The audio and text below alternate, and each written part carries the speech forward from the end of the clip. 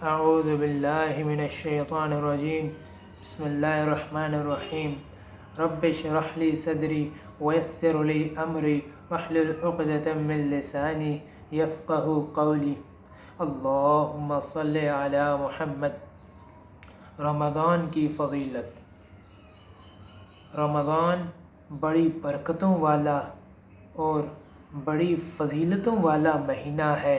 اللہ رمضان کے بارے میں قرآن پاک میں فرماتے ہیں، شہر رمضان الذی انزل فیہ القرآن، رمضان کے مہینے میں نازل کیا قرآن، ھدی للناس وبینات من الہدی، جو جس میں ہدایت ہے لوگوں کے لیے، والفرقان، اور یہ روشن دلیل ہے اللہ تعالیٰ کی۔ تو رمضان کا مہینہ ملے تو اس کے روزے ضرور رکھو۔ اور حضور اکرم صلی اللہ علیہ وسلم کے بارے میں حضرت عبادہ رضی اللہ تعالیٰ عنہ بیان فرماتے ہیں کہ ایک مرتبہ حضور اکرم صلی اللہ علیہ وسلم نے فرمایا کہ رمضان کا مہینہ آ گیا ہے جو بڑی برکتوں والا ہے، اس میں حق تعالی شانو تمہاری طرف متوجہ ہوتے ہیں اور اپنی رحمت خاصہ نازل فرماتے ہیں، خطاؤں کو معاف فرماتے ہیں، دعاؤں کو قبول فرماتے ہیں، تمہارے تنفس کو دیکھتے ہیں اور ملائکہ پر فخر کرتے ہیں، پس اللہ کو اپنی نیکی دکھلاؤ، بد نصیب ہے وہ شخص جو اس مہینے میں بھی اللہ کی رحمت سے محروم رہ جائے۔ تو یہ بڑی برکتوں اور فضیلتوں والا مہینہ ہے رمضان المبارک۔ رمضان، یہ لفظ رمضان کا مطلب ہے جل جانا۔ اللہ اکبر، یہ بڑا پیارا مطلب ہے۔ رمضان کا مطلب ہے جل جانا۔ کیا جلنا؟ کون جلاتا ہے؟ کسے جلاتا ہے؟ اللہ اکبر۔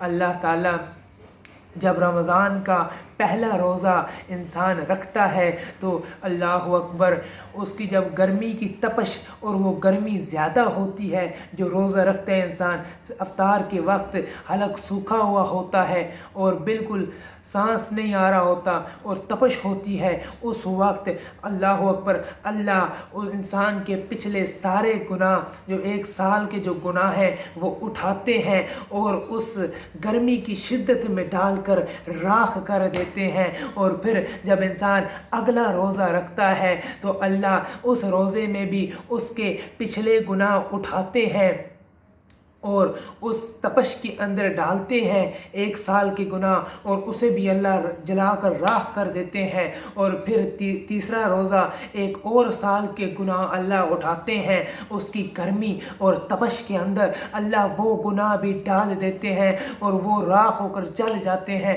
29ویں روزے پر اللہ تعالیٰ پچھلے سارے سال کے جو گناہ ہیں وہ اللہ اٹھاتے ہیں، اور 29ویں آخری روزے کی تپش کے اندر وہ اللہ روزے ڈال کر جلا کر راکھ کر دیتے ہیں۔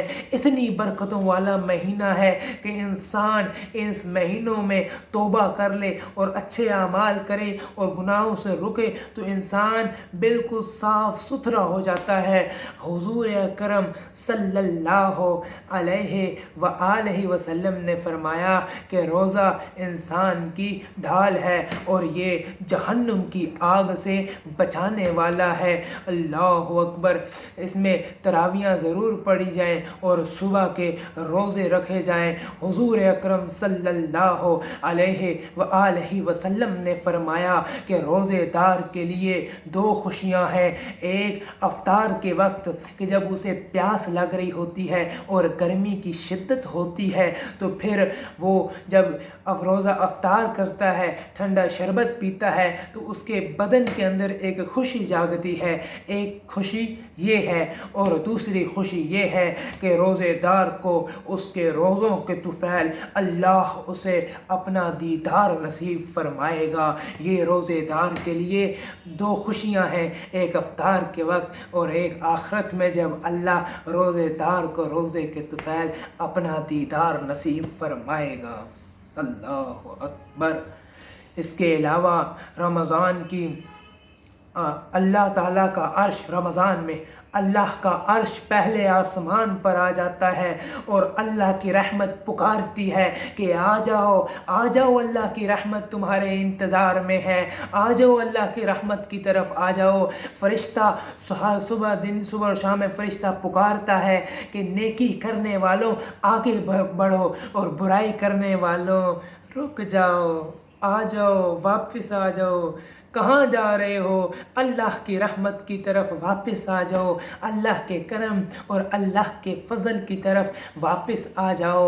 تو اللہ کی رحمت پکارتی ہے پہلے عرش پر، جو پہلے آسمان پر اللہ کا عرش ہوتا ہے، دعائیں قبول ہوتی ہیں، خطائیں معاف ہوتی ہیں، اور آخری روزے والے دن اللہ تعالیٰ فرشتوں سے کہتے ہیں کہ کیا کیا جائے ان کا، اس مزدور کا کیا کریں جس نے اپنی مزدوری پوری کر لی۔ فرشتے کہتے ہیں یا اللہ اس کو اس کی مزدوری دے دی جائے۔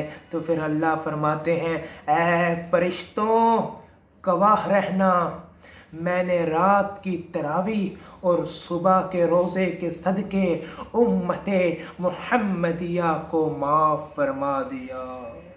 اللہ اکبر۔ تو رمضان کے ذریعے اگر ہمارا تعلق اللہ سے جڑ جائے تو کون سی بری بات ہے؟ بھائیوں، اپنے تعلق کو اللہ سے جوڑ لو، اللہ کا قرآن پڑھو اور اللہ کا فرمان پڑھو۔ حضرت داتا گنج بخش حجویری رحمۃ اللہ علیہ سے کسی نے پوچھا، آپ نے فرمایا کہ جب قرآن پڑھا کرو تو قرآن پڑھتے ہوئے رویا کرو۔ کسی نے کہا کہ اگر رونا نہ آئے تو پھر کیا کریں؟ فرمایا کہ رونے کی کوشش کیا کرو، قرآن پڑھتے وقت رونے کی کوشش کیا کرو۔ کسی مرید نے پوچھا کہ اگر پھر بھی نہ رونا آئے تو پھر کیا کریں؟ تو حضرت داتا گنج بخش حجویری رحمۃ اللہ تعالیٰ علیہ نے فرمایا کہ پھر اپنے نصیب پر رویا کرو کہ اللہ کا قرآن تمہارے سامنے پڑھا جاتا ہے اور تمہیں رونا ہی نہیں آتا۔ تو یہ رمضان کی برکتیں ہیں، رحمتیں ہیں، یہ سمیٹ لو اور اللہ سے اپنا تعلق مضبوط کر لو۔ وما علینا الا البلاغ المبین۔